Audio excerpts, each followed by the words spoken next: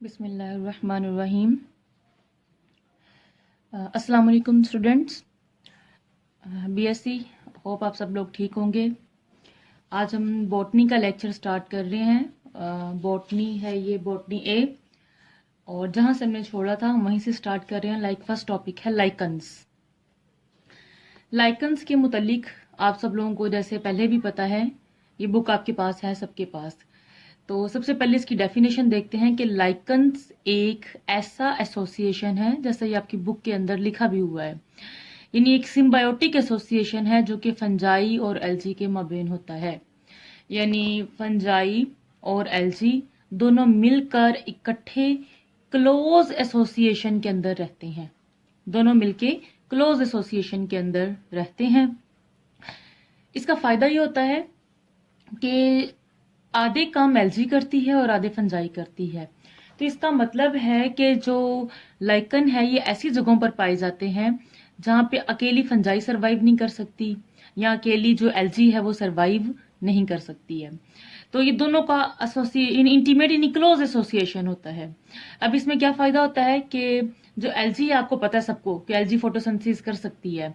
तो algae photosynthesis के जरिए अपनी खुराक बनाती है, और वही खुराक फंजाई भी यूज कर सकती है, बल्कि वो यूज करती है, क्योंकि फंजाई अपनी खुराक खुद नहीं बना सकती। और इन रिटर्न बदले में फंजाई क्या करती है, फंजाई उसी प्रोटेक्शन, न्यूट्रिशन वगैरह एल्जी को जो है वो प्रोवाइड करती है। तो इस तरह ये दोनों जो है, एल्जी और फंजाई, ये दोनों जो है ये मिलजुल के रहते हैं। नेक्स्ट देखते हैं इसकी डिस्ट्रीब्यूशन। तो मैंने अभी आपको थोड़ी देर पहले भी बताया है कि ये एसोसिएशन ऐसी जगहों पर पाया जाएगा जहां पे या तो अकेली फंजाई नहीं रह सकती, या अकेली एल्जी वहां पे सरवाइव नहीं कर सकती है। यानी हार्श किस्म की जो इन्वायरमेंट है वहां पर होगी, जैसे पोलर रीजन्स जहां पे बड़ी शदीद किस्म की सर्दी है, एक्सट्रीम टेम्परेट रीजन, यानी ये बहुत ज्यादा टेम्परेचर वाले जो रीजन होते हैं जहां पे टेम्परेचर बहुत ज्यादा हाई होता है। तो दोनों मिलके रहेंगे तो सर्वाइव कर जाएंगे, वरना अकेले अकेले नहीं रह सकते। और इसके अलावा सी लेवल टू एल्पाइन एलिवेशन, यानी बुलंदी पे कुछ इलाके जगह पर ऐसी होती है, या बाज़ औक़ात कुछ ऐसी जगह होती हैं जहाँ पर साल्ट या शुगर की कंसंट्रेशन जरा ज्यादा होती है। इसके अलावा ये लाइकन्स जो है ये बार्क, यानी दरख्तों की छाल पे, पत्तों पर, इवन एज एन एपीफाइट्स भी, ये एपीफाइट्स का लफ्ज लिखा हुआ है, एपीफाइट्स के तौर पे भी पाए जाते हैं।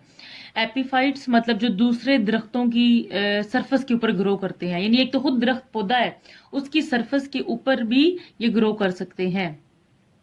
और इसका मतलब है एक्सट्रीम हार्श कंडीशन, जैसे टंड्रा, हॉट ड्राई डेजर्ट्स, ये आपको पता है ना, आपने ए पेपर में कुछ में शायद पहले पढ़ लिए हैं या पढ़ने हैं कि जो आर्कटिक रीजन होते हैं, इस मुख्तलिफ कंटिनेंट्स के अंदर इनको तकसीम किया गया है, तो उनके अंदर भी पाए जाते हैं। तो सॉलिड रॉक ग्रोइंग, यानी बहुत किस्म की कंडीशन जहाँ पर हीप हो गया, जैसे गले सड़ा मवाद वगैरह होता है, वहां पर अकेली फंजाई नहीं सर्वाइव करेगी, एल्जी नहीं सर्वाइव करेगी, लेकिन दोनों मिलकर रहेंगे ना, तो ऐसी तमाम कंडीशन के अंदर ये सर्वाइव कर जाते हैं। उसके बाद आप नेक्स्ट देखें, role of algae and fungi, के दोनों का क्या रोल है। थोड़ी देर पहले भी मैंने आपको बताया था, रोल ये है कि दोनों एक दूसरे को सपोर्ट करते हैं, जैसे ये एल्जी और साइनोबैक्टीरिया। अच्छा, लाइकन्स के अंदर जो एल्जी होगी ना, मोस्टली यानी ज्यादातर लाइकन्स के अंदर जो एल्जी होती है उसका ताल्लुक साइनोबैक्टीरिया से होता है, जिसे आप ब्लू ग्रीन एल्जी बोलते हैं, और या फिर वो ग्रीन एल्जी होती है। तो मोस्टली साइनोबैक्टीरिया होती है।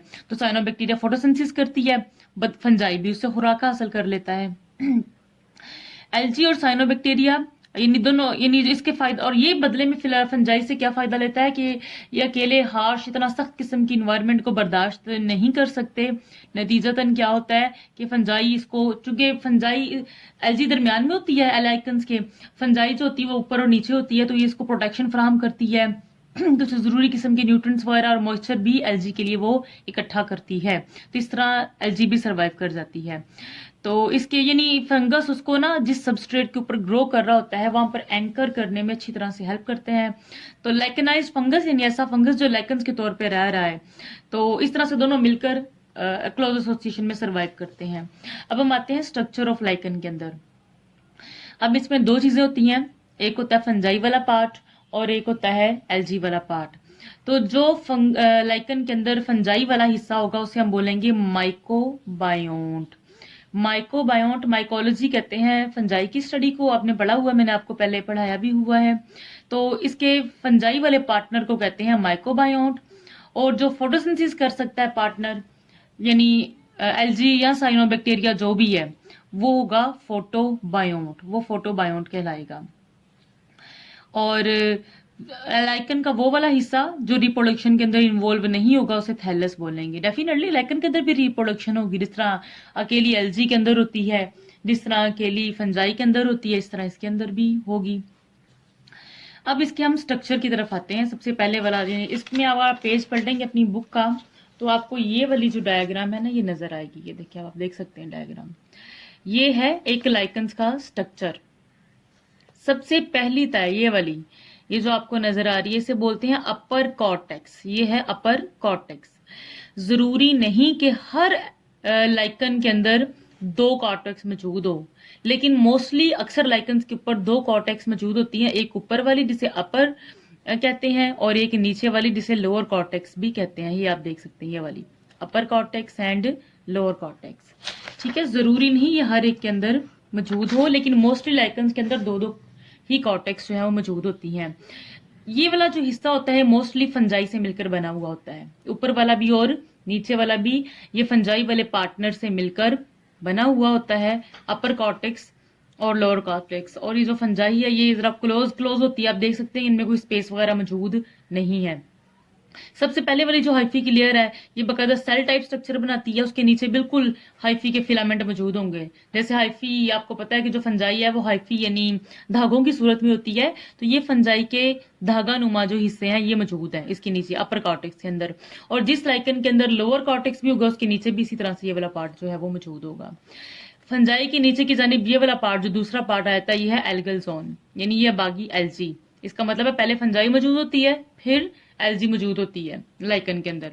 ये है एल्जी वाला हिस्सा, ये एल्जी वाला पार्ट है जो कि फोटोसिंथेसिस करता है, और इसके नीचे की जानिब मौजूद होता है। इसके नीचे वाला, ये दरमियान वाला हिस्सा जिसको मेडोला बोलते हैं, ये फिर हाइफी है, यानी फंजाई के फिलामेंट हाइफी ही है। लेकिन आप गौर करो, ऊपर हाइफी जो थी वो काफी क्लोज एसोसिएशन में थी, उनमें स्पेस वगैरह नहीं थी, लेकिन मेडोला जरा लूजली अरेंज्ड हाइफी होती है, यानी इसमें जो है लूजली अरेंज्ड हाइफी है जिनके दरमियान स्पेस वगैरह काफी मिकदार में पाई जाती है, ये वो वाला है। और नीचे फिर इन केस अगर लोअर कॉर्टेक्स भी पाई जाती है तो नीचे की जानिब नीचे वाला जो है वो पाया जाता है। इसके अलावा मुख्तलिफ लाइकन्स के अंदर चूंकि फंजाई होती है और काफी ज्यादा हिस्सा फंजाई पर मुश्तमिल होता है, तो जैसे आपने वो फंजाई वाले चैप्टर के अंदर पढ़ा था कि फंजाई मुख्तलिफ किस्म की फ्रूटिंग बॉडी भी बना लेती है, जैसे प्रोसन कायमा हो गई है, तो ये सारी मुख्तलिफ किस्म की फ्रूटिंग बॉडीज भी बना लेती है। और ये जो इसका इंटरवून पार्ट, लूजली अरेंज पार्ट है, मेडोला वाला हिस्सा हम कह रहे हैं, इसको एनास्टोमोस, ये आपकी बुक में भी लफ्ज लिखा होगा, ये देखिए एनास्टोमोस। एनास्टोमोस का मतलब होता है उलझे हुए धागे, नेटवर्क, एक जाल, उलझे हुए धागों की सूरत में जो जाल होता है, यानी उसकी सूरत में मेडोला वाला हिस्सा बना हुआ होता है। फॉर्म्स ऑफ लाइकन्स की तरफ हम आते हैं। फॉर्म्स ऑफ लाइकन, ये लाइकन्स मुख्तलिफ इकसाम की होती है। मोस्टली इसके ये दो, एक है मैक्रो लाइकन और एक होता है माइक्रो लाइकन। यानी हम लाइकन्स को, लाइकन्स जो है वैसे कलर, साइज और फॉर्म के एतबार से डिफरेंट होते हैं, लेकिन लाइकन्स समटाइम यानी बाज़ औक़ात इसकी प्रॉपर्टीज प्लांट लाइक होती हैं, लेकिन ये हकीकत में प्लांट नहीं होते हैं। तो जो मैक्रो लाइकन होते हैं वो बुश लीफ लाइक होते हैं, माइक्रो लाइकन जरा छोटा हो, इससे जरा डिफरेंट होता है। तो यहाँ पर हम मैक्रो और माइक्रो वैसे हम साइज के तौर पे नाम देते हैं, लेकिन लाइकन को मैक्रो और माइक्रो उनके साइज के एतबार से नाम नहीं दिया गया, बल्कि उनकी जो है ग्रोथ के पैटर्न के एतबार से उनको नाम दिया जाता है। एनी हो, लाइकन्स की शेप डिफरेंट होगी, साइज डिफरेंट हो सकते हैं, इनकी बॉडी का पैटर्न, ग्रो करने का तरीका, और इन केस अगर इसका फंजाई वाला पार्टनर फ्रूटिंग बॉडी बनाता है तो वो भी जरा डिफरेंट हो सकती है। अभी 3 लाइकन की किस्में हैं, एग्जाम है इसकी, crustose lichen, foliose lichen and fruticose lichen. Crustose लफ्ज निकला है क्रस्ट से, ऐसे लाइकन जो जमीन की बेयर रॉक यानी जो खड़ी चट्टानें होती हैं, वो जो नंगी चट्टानों का सरफेस होता है जहां पे कोई और सरफेस नहीं होता, वहां पर पाया जाता है क्रुस्टोस लाइकन। यानी ये बड़ी हार्श किस्म की इन्वायरमेंट में पाई जाती है। ये आप इसकी डायग्राम आपकी नेक्स्ट पेज पे बनी हुई होगी, ये ये देखो आप देख सकते हैं बिल्कुल एक जैसे कोई सरफस होती, मैट बिछा होता है चटाई के ऊपर छोटा छोटा पैच की सूरत में, यानी रॉक की, चूंकि रॉक क्रस्ट के ऊपर पाई जाती है इसलिए इसको रॉक क्रस्ट यानी क्रस्टोस लाइकन बोलते हैं। ये एग्जांपल है इसकी ग्राफिक्स। दूसरे लाइकन आता है फोलियोस लाइकन। फोलियोस, ये वाले जो लाइकन है ये फोलियोस लाइकन है। आप देख सकते हैं कि इसकी सरफस जो है वो लाइक किसी पत्ते की तरह की है, जैसे कोई पत्ता होता है ना, इस तरह का सरफस है इसका। तो ये पत्ते जैसा सरफस है फोलियोस लाइकन। तीसरी किस्म है फ्रूटिकोस लाइकन। जो फ्रूटिकोस लाइकन है वो ब्रांचेस की सूरत में होती है, जैसे दरख्त की शाखें वगैरह होती है तो इसको फ्रूटिकोस लाइकन कहते हैं। काफी ब्रांच आप देख लें यहाँ पर कैसे ब्रांचेस की है। तो एलजी की जो क्लासिफिकेशन है वो हम डेफिनेटली इसके फंजाई वाले पार्ट और एलजी वाले पार्ट की बुनियाद पे कहेंगे। आपको याद होगा फंजाई के बड़े अहम ग्रुप होते हैं एस्कोमाइकोटा एंड बेसिडियोमाइकोटा। तो लाइकन्स के अंदर जो एलजी होती है, सॉरी जो फंजाई होती है, अगर तो उसका ताल्लुक एस्कोमाइकोटा से होगा तो उसको एस्कोलाइकन कहेंगे, और अगर लाइकन के अंदर पाई जाने वाली जो फंजाई है उसका ताल्लुक बेसिडियोमाइकोटा से होगा तो उसको बोलेंगे बेसिडियो लाइकन बोलेंगे। फिर फर्दर एस्कोलाइकन को मजीद आगे ग्रुप में तकसीम किया जाता है।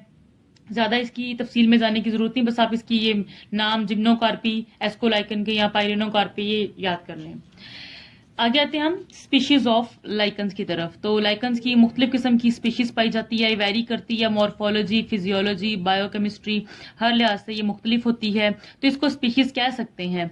ना तो हम लाइकन्स को प्लांट कह सकते हैं, ना ये एलजी है ना ये फंजाई है, बल्कि एलजी और फंजाई का क्लोज एसोसिएशन है जो मिलके रहते हैं। ज्यादा इनहेरिटेंस इसके शजरा नसब के मुतालिक हमें ज्यादा इसके मुतालिक इंफॉर्मेशन नहीं है।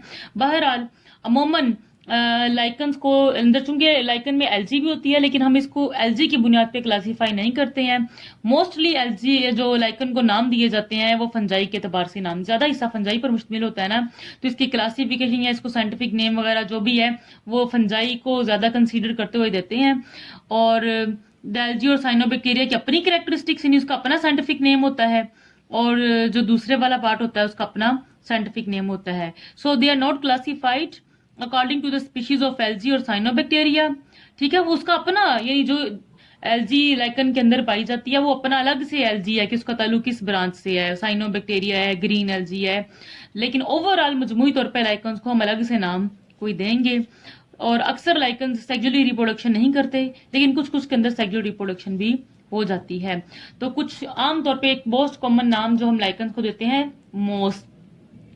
वैसे मोस का लफ्ज जो है ना ये ब्रायोफाइटा के लिए इस्तेमाल करते हैं। जो ब्रायोफाइटा है ना, प्लांट्स का ग्रुप है, उसके लिए मोस इस्तेमाल करते हैं, लेकिन इसकी थोड़ी सी मुशाबत उसके साथ होने की वजह से हम लाइकन्स को मोस, जैसे रिनिडर मोस है जो कि आइलैंड वगैरह के अंदर, आइसलैंड के अंदर पाया जाता है, तो इसके लिए मोस का लफ्ज इस्तेमाल करते हैं। लेकिन ये मोस नहीं होता, मोस ब्रायोफाइट को कहते हैं, नाम सिर्फ यूज करते हैं लाइकन्स के साथ मोस का, जैसे रिनिडर मोस हो गया, सिर्फ रिजेम्बलेंस की बुनियाद पे।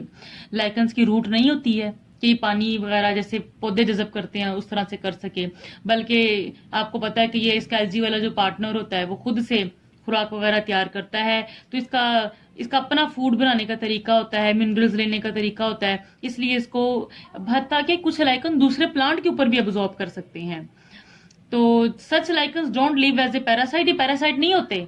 इसका मतलब हरगिज नहीं है कि अगर कोई लाइकन किसी दरख्त के ऊपर उग रहा है, ग्रो कर रहा है, तो वो उसमें से नरिशमेंट जो है वो खींचना शुरू कर देगा। नो, वो सिर्फ उसको एज ए सबस्ट्रेटम के तौर पे, सबस्ट्रेट के तौर पे लेके उस पर ग्रो कर रहा है, इसका अपना ही अलग से एक सिस्टम होगा। अब हम आते हैं इसकी वेजिटेटिव रिप्रोडक्शन की तरफ। तो वेजिटेटिव रिप्रोडक्शन लाइकन्स के अंदर मुख्तलिफ तरीकों से होती है।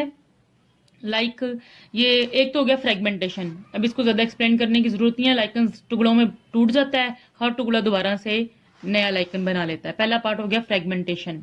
दूसरा आ गया इजीडिया, ये जो आपको नजर आ रही बी वाली डायग्राम, ये इजीडिया है। इसके अंदर ये एक पेपिली लाइक आउटग्रोथ ऐसे लाइकन्स की सरफेस के ऊपर, ये लाइकन है, इसकी सरफेस के ऊपर एक पेपिली लाइक आउटग्रोथ बन जाती है, और इसके अंदर ये एल्गल पार्ट है ये वाले, और साथ फंजाई वाले हिस्से भी होते हैं। ये पार्ट जब इसकी बॉडी से अलग होता है तो अलग होकर दोबारा से नया लाइकन बन जाता है। तीसरा आता है पार्ट सोरिडिया, और ये जो है ये सोरिडिया आप देख सकते हो, इसमें ज्यादातर हिस्सा जो होता है सोरिडिया के अंदर ये वाला जो सरफेस है, ये वाला, ये है एलजी का, और इसके ऊपर ये थोड़े थोड़े जो धागे आपको नजर आ रहे हैं, ये है फंजाई के। तो ये भी जब डिटैच होते हैं तो दोबारा से नया लाइकन बना देते हैं।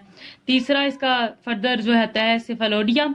ये है सेफलोडिया, ये एक गाल जैसे कोई, अक्सर आपने देखा ना प्लांट्स के ऊपर गाल होता है, एक उभार सा होता है, ये उस तरह का स्ट्रक्चर होता है जो लाइकन्स के ऊपर बन जाता है। और जब इसका कलर डिफरेंट होता है, ये मुख्तलिफ किस्म के कलर का हो सकता है, डार्क कलर का होता है, जब ये हिस्सा अलग होता है लाइकन से, ये भी दोबारा से नया लाइकन बना लेता है। और इन तमाम हिस्सों के अंदर थोड़ा सा हिस्सा एलजी और फंजाई होगा, क्योंकि लाइकन में दोनों ने ग्रो करना है, तो जो भी सरफेस बनेगा उसमें एलजी और फंजाई दोनों के थोड़े थोड़े पार्ट मौजूद होते हैं। बाकी इसके अंदर बाकी पिकनीडियो स्पोर्स है, कोनीडिया है, ओइडिया है, ये वाली सेक्सुअल रिप्रोडक्शन भी हो सकती है, लेकिन ज्यादा कॉमन यही तरीके हैं जो मैंने आपको अभी बताए हैं। सेक्सुअल रिप्रोडक्शन ओगैमस टाइप होती है। फंजाई के अंदर अपनी बड़ी डिटेल से पढ़ी है सेक्सुअल रिप्रोडक्शन, तो इसके अंदर मोस्टली जो रिप्रोडक्शन है, सेक्सुअल रिप्रोडक्शन है, फंजाई के तरीकों से ही होती है। जैसे स्पर्मेटिया बनते हैं, बेसिडियो बनते हैं। अगर तो लाइकन के अंदर पाई जाने वाली फंजाई का तल्लुक एस्कोमाइकोटा से है तो इसके अंदर एस्कोस्पोर्स बनेंगे। अगर बेसिडिया माइकोटा से है तो बेसिडियो स्पोर्स बनेंगे। और फिर उसी तरीके से जैसे आम फंजाई के अंदर फ्रूटिंग बॉडी बनती है, तो लाइकन्स के अंदर भी इसी तरीके की फ्रूटिंग बॉडी, जैसे एपोथिका, एंडोथिकिया वगैरह, ये सारे एंडोथिसिया बन सकते हैं। और उसी तरीके से वो रिप्रोडक्शन करके फंजाई वाला हिस्सा बना लेते हैं, और बाद में जो एलजी है वो इसके साथ इंटरकनेक्ट कर लेती है। तो सेक्सुअल रिप्रोडक्शन जरा लेस कॉमन होती है, लेकिन उसी तरीके से होती है, मेनली इसका फंगस वाला हिस्सा करता है। अब हम आते हैं इसकी इकोनॉमिक इंपॉर्टेंस की तरफ। लाइकन बहुत अहम है, अक्सर मकामात पर इसको फूड के तौर पर खाया जाता है। कुछ थोड़ी बहुत टॉक्सिक भी इसके कंपाउंड इसके अंदर पाए जाते हैं, लेकिन बहुत कम पॉइजनस है। ज्यादातर इसको मुख्तलिफ इलाकों में, आइसलैंड में जो रिनीडर है एक एनिमल है, वो इसको खुराक के तौर पे भी इस्तेमाल करता है। इसके अलावा इसको ब्रेड, पोर्स, पुडिंग, सूप वगैरह, सैलेड वगैरह बनाने के अंदर अमेरिका, साइबेरिया, मुख्तलिफ इलाकों में इसको इस्तेमाल किया जाता है। चूंकि इसके अंदर एलजी होती है, और अगर एलजी वाला हिस्सा एज अ साइनोबैक्टीरिया हो, तो आपको पता है कि साइनोबैक्टीरिया के अंदर नाइट्रोजन फिक्सेशन हो सकती है, आपने सेकंड ईयर में, फर्स्ट ईयर में पढ़ा होगा। तो यानी एलजी वाला हिस्सा नाइट्रोजन फिक्सेशन भी करता है, इसका मतलब है जमीन की जरखेजी में इजाफा करता है। और इसके अलावा ये जमीन, ऐसे लाइकन्स जो अर्थ क्रस्ट के ऊपर ग्रो करते हैं, रॉक्स के ऊपर ग्रो करते हैं, उसको उन लाइकन्स की मदद से हम उन रॉक्स की एज, स्ट्रक्चर, सरफेस, उन सब चीज़ों को मालूम करने के लिए भी इस्तेमाल करते हैं। इस अमल को लाइकेनोमेट्री कहते हैं। आर्कियोलॉजी यानी महर आसार कदीमा जो होती है, वो उसकी वो वाली ब्रांच, पैलियंटोलॉजी फॉसिल्स की स्टडी करने वाली ब्रांच, इन सब के अंदर भी इसको इस्तेमाल किया, यानी लाइकन्स का इस्तेमाल होता है। लाइकन जो है एज अ बायोडिग्रेडेशन के तौर पे भी इस्तेमाल होते हैं। बायोडिग्रेडेशन का मतलब है किसी ऐसी जगह जहाँ पे हैवी मेटल की मिकदार जैसे कॉपर, लेड, आर्सेनिक या रेडियो न्यूक्लियोटाइड्स वगैरह ज्यादा हो जाते हैं, रेडियो न्यूक्लिड्स, यानी ऐसा मटेरियल ज्यादा होता है, तो उस सॉइल में से इसको खत्म करने के लिए, जिस भी सरफेस है वहां पे लाइकन्स ग्रो कर दिए जाते हैं। लाइकन्स वो हैवी मेटर की मिकदार अपने अंदर ले जाते हैं, उस मट्टी या सॉइल के अंदर उसकी मिकदार काफी कम हो जाती है, यानी पोल्यूशन को इस लाइकन्स को ग्रो करवा के खत्म करा देना, क्योंकि ये उनको एब्जॉर्ब करने की सलाहियत रखते हैं। इसे कहते हैं बायोडिग्रेडेशन, इसे कहते हैं बायोरिमीडिएशन, सॉरी, इसे बोलते हैं बायोरिमीडिएशन। और यहाँ पे है बायोडिग्रेडेशन। बायोडिग्रेडेशन का मतलब है कि ये उनको डिग्रेड करने की भी सलाहियत रखते हैं, यानी उनको एब्जॉर्ब, कुछ लाइकन्स उनको एब्जॉर्ब करने की सलाहियत रखते हैं और कुछ उनको डिग्रेड करने की भी सलाहियत रखते हैं। इसको बायो इंडिकेटर यानी पोल्यूशन को मेजर करने के लिए भी इस्तेमाल किया जाता है। लाइकन्स का जो होते हैं ये सेंसिटिव होते हैं सल्फर डाइऑक्साइड के लिए, तो किसी भी इलाके में लाइकन्स की मिकदार से हम अंदाजा लगा सकते हैं कि वहां पे सल्फर डाइऑक्साइड की कितनी की मिकदार है। तो इसे एज अ बायो इंडिकेटर, कुछ लाइकन से हमें डाइज वगैरह हासिल होती है, और अक्सर लाइकन से हमें मेटाबोलाइट्स वगैरह भी हासिल होते हैं, और जिसको हम मुख्तलिफ एंटीबायोटिक्स वगैरह बनाने के लिए इस्तेमाल कर लेते हैं। लाइकोसनिक एसिड है, ये मेटाबोलाइट जो लाइकन से हमें हासिल होता है, टीबी को ट्रीट करने, ट्यूबरकुलोसिस टीबी को ट्रीट करने के लिए इस्तेमाल होता है। और it has also proven bacterial against, यानी इसके अलावा जो कुछ बैक्टीरिया जैसे एस्किरिशिया कोलाई या स्टेफलोकोकस ऑरिज है, इससे जो इन्फेक्शन होते हैं, इससे हासिल होने वाली एंटीबायोटिक इसको खत्म करने के लिए भी इस्तेमाल होती है। फर्दर है ट्रेडिशनल मेडिसन, लेकिन कुछ रवायती किस्म की मेडिसिन जिसको आम उर्फ आम में इस्तेमाल करते हैं कल्चर में, इन इससे कुछ ऐसे कंपाउंड हासिल होते हैं यूरोप के अंदर, जैसे लोबेरिया पल्मोनेरिया है, ये लार्ज मिकदार में एक मेडिसिन है जो इससे हासिल की जाती है, रवायती मेडिसिन, स्पेशल एंटीबायोटिक नहीं है, ठीक है। इस तरह कॉमन थ्रश वगैरह यानी इचिंग, एलर्जी वगैरह, खारिश वगैरह को ट्रीट करने के लिए कुछ इससे रवायती कंपाउंड्स वगैरह हासिल होते हैं जिनको रवायती यानी आम रवायती तरीकों से उन कंपाउंड्स की मदद से इलाज किया जाता है। तो स्टूडेंट्स, ये हमारा लाइकन्स का जनरल इंट्रोडक्शन था। नेक्स्ट इसकी टाइप आती है जिसको हम इंशाल्लाह ताला कल या नेक्स्ट लेक्चर में कंटिन्यू करेंगे। और होप्स हो और इसके मुतालिक जो भी क्वेश्चंस हो, जो भी आप इसके मुतालिक क्वेरीज हो इस लेक्चर के मुतालिक, वो आप मुझसे मुकर्रर करदा टाइम के अंदर जो आपका टाइम टेबल है उसमें पूछ सकते हैं। Thank you, have a nice day.